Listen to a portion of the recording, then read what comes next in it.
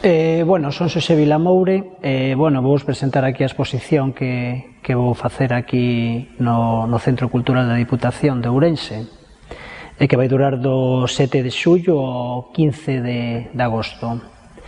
A exposición chamase, como vedes, Malvasía cabecibranca eurasiática.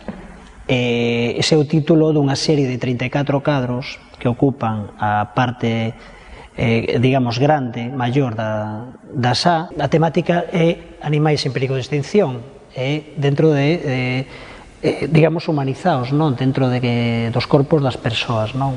Digamos unha especie de bestiario, non?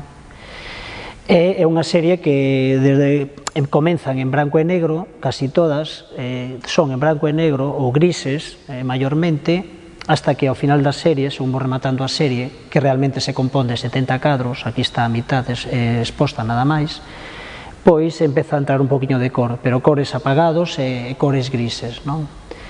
Este é, digamos que a número 3, pero hai dúas series máis pequenas, nas salas pequenas, que dúas, unha que se chama Ollo Ledo, que é un lugar onde traballo eu habitualmente, donde fotografiei, e a partir das fotografías, utilizando corpos que non lles corresponden, pois utilizei as facianas dos clientes que eu teño, poñéndolle outros corpos, non? É unha serie de 16 cadros que hai ali, naquela sala pequeniño, que é a número 2, e logo unha sala pequeniña tamén que está enfrente, que é a 1, que é a serie Taxen. Taxen é a editorial alemana que se dedica a sacar produtos relacionados co mundo da arte, editorial do mundo da arte.